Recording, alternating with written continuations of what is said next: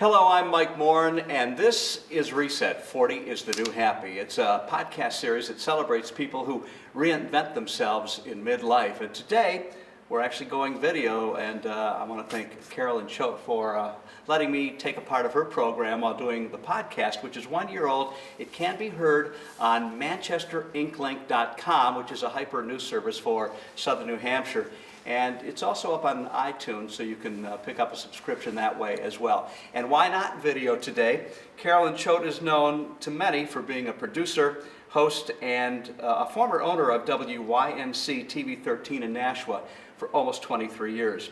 Carolyn is a breast cancer survivor and an activist, and this summer she is planning a most unusual and intriguing trip to raise awareness and money for those who need financial help while fighting this very insidious disease.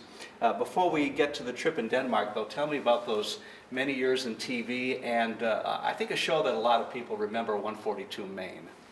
Oh, that was definitely a large proportion of my life. We're taping here in Nashua today. My heart is still here. And, you know, I do still produce TV, and in fact, this program is airing in Boston today as part of working for the new owners, OTA. We did go digital 2 years ago, and that sort of pushed us into a much larger market, way beyond our wildest imagination when this truly mom and pop deal started back in 1989. And the whole idea of community-oriented local public affairs programming, even before Nashua had, of course, public access, we were it. And not only were we it, we lived and breathed it. You know, we had a studio in our basement for post-production. We had 2 babies in between, and you know, between breastfeeding one on this side and editing on this side, etc. It was our life for all those years, and I wouldn't have changed a thing. I love Nashua. We had moved here from Vermont after working in television there for about 3 or 4 years, and that's quite a bit of difference culturally, geographically, philosophically. Burlington, Vermont, Nashua, New Hampshire. I cried the first week, and about 6 months later I looked at Gordon and I said, I love this place. I'll never move back to Vermont. And well, that makes so much sense because you've invested so much personally, emotionally. I don't think you got rich doing this, but you certainly have enriched the community by virtue of the variety of programming that you brought. Reinvention takes many forms, as we know, sometimes not good. In 2003, you were diagnosed with breast cancer, and you were given a prognosis that was not especially encouraging, yet 13 years later, you look great. It's my lucky number. And you're still raising hell. So how did you get past that? I mean, how do you look past what a doctor tells you? Because we think they know the answers, and they don't always know the answers. So talk about that reinvention. That was a very important one because I have always said you have to be your own advocate. That's my biggest message. My second biggest message is, you know, many people look to others for hope. You know, give me a chance, doc. You know, what is my percentage? You know, you know, what is my chance of living?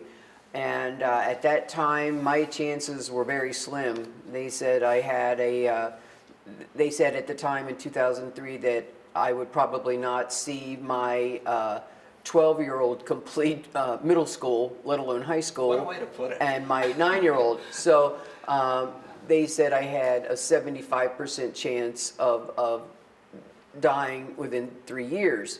So at that point, I realized that the hope had to come from within me. And I did my own research. I found the ways that gave me the uplift. And it was also through my oncologist, Dr. Gautami Rao, right here in Nashua, leading edge, cutting edge oncologist. And her words were, you know what? You got a 25% chance of beating this. Hello? What a difference. You know, the glass suddenly went from half empty to half full. Sounds like it was more than half empty, the way it was presented. And always get a second opinion. Right.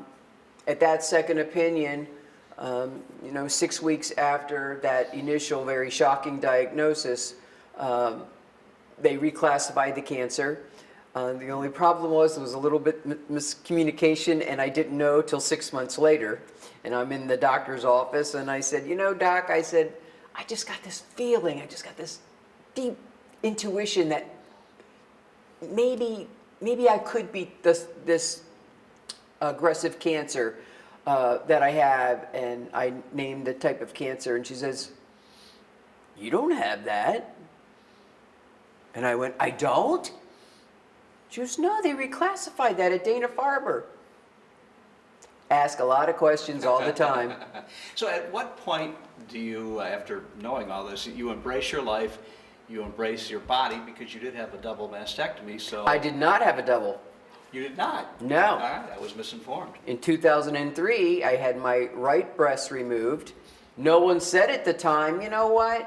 Chances are pretty good it might go to the second breast, so have that one removed too. No mention of that. I should have asked. And so I was, and you know, I'll be frank, I was very large-breasted, and I just had the right breast removed. I said, why bother having reconstruction? I'm not going to make it, you know? Who cares? So I did not have reconstruction, and I got a prosthetic. And you know what? After carrying around that 5-pound prosthetic for 5 years, getting into good health, I realized I am going to make this. I became more active. I got a treadmill. I did, you know, 3 miles a day. I did marathons, triathlons, you name it. I did it. Got a kayak. I had been a couch potato, no longer was, because physical exercise does reduce your chance of recurrence. I went to my doctor and I said, you know what? I'm tired of lugging this third wheel around, and I think I'll get a reduction. And she said, you know what? I think I'll write you a prescription to have it removed. No more testing, no more mammograms, no more, you know, the other test escapes me right now, chemo brain. And I'm like, I really like that idea. Didn't have insurance at the time, had to wait till the station was sold and I became employed elsewhere through the new ownership, and got that second mastectomy in 2012. I say flat as a pancake and loving it. Let's talk about what you are doing to spread awareness and raise some money in a most unusual way. It caught my attention. You are going to Europe in, well, July 24th, and you have some props with you today, including a backpack and a book. So tie all the pieces together. What does Beowulf have to do with breast cancer awareness? Beowulf is a classic. It was the first English written poem ever. Oddly enough, it wasn't about Great Britain. It was about the Swedes and the Danes, but written by monks, anonymous monks in Great Britain, 8th century. But to go back a little bit before that, in 2014, first of all, I have a master's degree in literature and writing.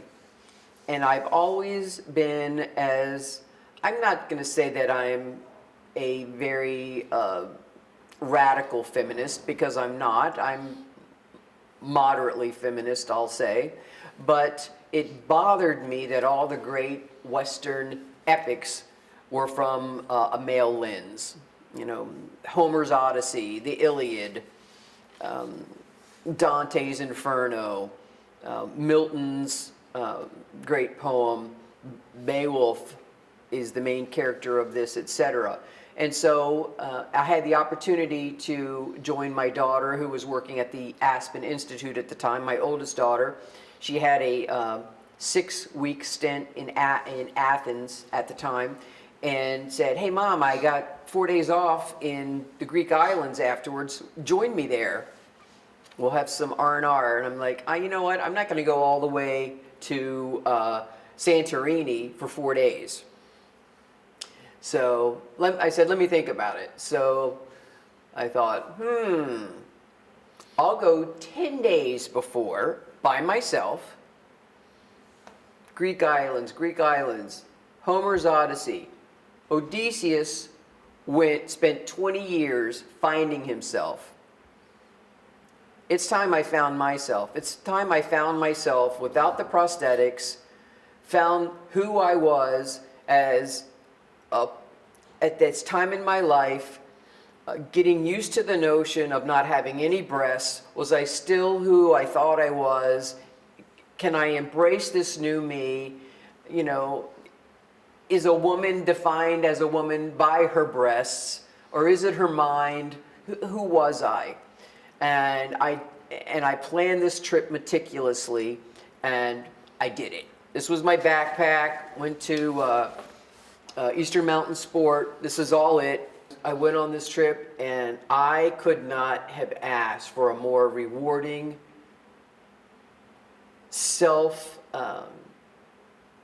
realizing trip than that. And, you know, weather, experiences, you know, Mike, I couldn't have done it. I couldn't have done that Greek trip with that ease today, knowing the immigrant situation and knowing the port city where I came through, Piraeus, is, you know, pandemonium 2 years later. It breaks my heart to see what's happening in the world. But anyway, 2 years passed. I have the opportunity. My husband and I and our family have had many exchange students with our family. It's a great experience for families to have students of other cultures living in your family and understanding peace, etc. And we had a young woman from Indonesia living with us 5 years ago who's gone on to become a pediatrician. And this is through the Rotary Exchange Program. And we email and Facebook, and she said, "Carolyn, I'm doing my first pediatrician rounds in Copenhagen. Is it possible you could meet me there?" And I thought about it, and I went, bingo, Beowulf. And then I thought, well, how could I make this more about cancer and survivorship, and more about something other than me? And that's when I thought that I would love to do it as a fundraiser for the New Hampshire Breast Cancer Coalition, a wonderful, wonderful Nancy group. Ryan, fantastic. And, you know, the thought that I know the struggles, I've been there, I know the struggles of women who fall between the cracks and, you know, don't have the means sometimes to get to treatment, or don't have the means to support themselves while in treatment, need money for food, need money for rent, etc. And then finding an organization, a similar organization in Denmark. Denmark has the second highest diagnoses and fatality rate of breast cancer in the world. Who knew? You know, you hear Bernie Sanders talking about how great life is in Scandinavia. The smoking rates in Scandinavia would blow your mind. The cost of food in Scandinavia blows your mind. So that put together, I thought, I'll do a GoFundMe page, and I'll call it She-Wolf. So the whole object of this is that Beowulf was a Swede, and he was a noble warrior who was called upon by the Danes, 8th century. the big mead halls at the time. The king of Denmark was a benevolent king, a good king. His subjects loved him. Nights were spent, drinking mead and hanging out, and they'd pass out with sublimity, and out creeped under from the mead hall would creep Grendel, the monster, and he'd eat a bunch of them, and they'd wake up the next day, blood everywhere, and everyone was in a tizzy. Oh my God, someone's got to kill this monster. Someone's got to kill this monster, Grendel. We've got no one of us can. We've got to go back. Beowulf was known in all the land for being, the Mel Gibson of the region, and he came, and it was a mighty battle, a long, enduring, hard-won battle, but Beowulf finally slayed Grendel. So you are Beowulf. I'm She-Wolf. She-Wolf, excuse me. And Grendel was breast cancer. And I want to represent, this is a fairy tale. Cancer's not a fairy tale. There are so many heroines in real life who battle this disease every day. Some of them don't make it, and it's for them too. I want to represent them, and in so doing, it will just be, I think, probably the pinnacle of my life to do so. And at the end of the trip, I am just overwhelmed and honored that the U.S. ambassador to Denmark, appointed by President Obama, will be Ambassador Gifford, and many members of his cabinet, the health minister, environmental and science minister. Everyone must be concerned that the cancer rates are what they are. So I'm leaving July 24th. I'll hang out with our exchange student Olivia for a few days, and then I'm hoofing it. Solo, correct? Solo. By yourself. And the length of your hike is how long? 28 miles. 20, so it's a couple days. And the reason I'm going to the town of Lajra, and the reason I'm going to the town of Lajra is in 1964, archaeologists found absolute proof that the very mead halls mentioned in the epic exist from the 8th century. And there's a museum there today called the Hall of Legends. And I'm going to the very place. It's really incredible to think that those monks knew of it and knew of the kings that ruled in the era, in that epic. And so that's why I'm making that particular journey into where. This would be a really good time to tell folks how they can contribute by way of your GoFundMe page or other ways to get money to you and to your cause. How do we do that? Right on the screen right now is my GoFundMe page, and if you go to the link, I'd be very appreciative. I'm hoping to raise $10,000, and with that, half will go to the Danish Breast Cancer Organization, to their patient services program, just like here in the United States to the patient services program. Mike, I know that a lot of funds do go to research and still should and continue. We all know that until it's cured, research needs to continue.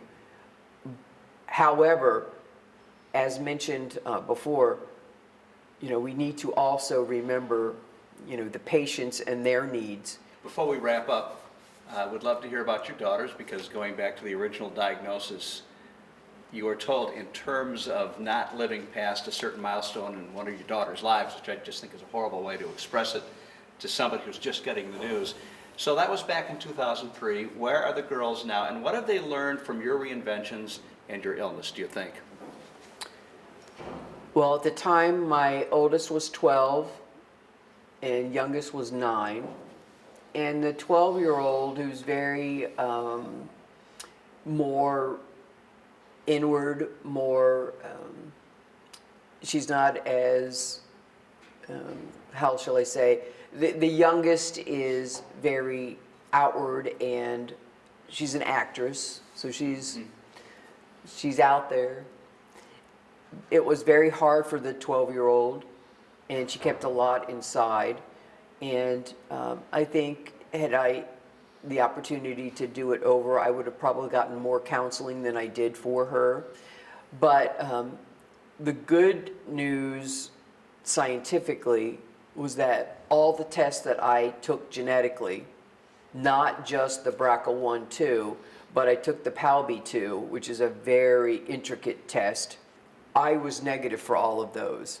So therefore, that's not to say that they are, that's not to say that 100% they will not get breast cancer. It's to say that there's not a genetic link from me. But my oldest has come out of her shell, so to speak. She lives in Saudi Arabia. She is doing really well there. She's the vice president of event management for King Abdullah University. So it's been a very interesting She came out of her shell. time for her. And then the youngest just graduated from my alma mater, Washington College, and got her first big job. And we were in a fashion show together at Dartmouth, through Dartmouth Hitchcock's Norris Cotton Cancer Center 3 weeks ago. And she's 23 now. I was really moved when she said, as part of her bio that they read when we modeled together for the Seeds of Hope fashion show, that something to the effect of, my cancer experience not only affected me and our family, but the community, and that my surviving was uplifting for the entire community. And it meant a lot to her that the community supported our whole family through it. And that was something that I didn't know she had picked up on, but in hindsight sees. And I think that it makes her a more empathetic person going forward. So I'm happy for that. Isn't that one of the great things about being a parent, is hearing these things you didn't realize that they kept or maintained or learned from, and just out of nowhere, there it is, and you say, well, I guess I did okay. It's a wonderful thing. We'll have a wonderful hike. It's a great thing you're doing. I'm glad it's getting some publicity now, Thank which you. it deserves. And it was a great story. Carolyn Choate, a pleasure to have you on Reset. 40 is the New Happy. Thank you for listening, and thank you for watching this time.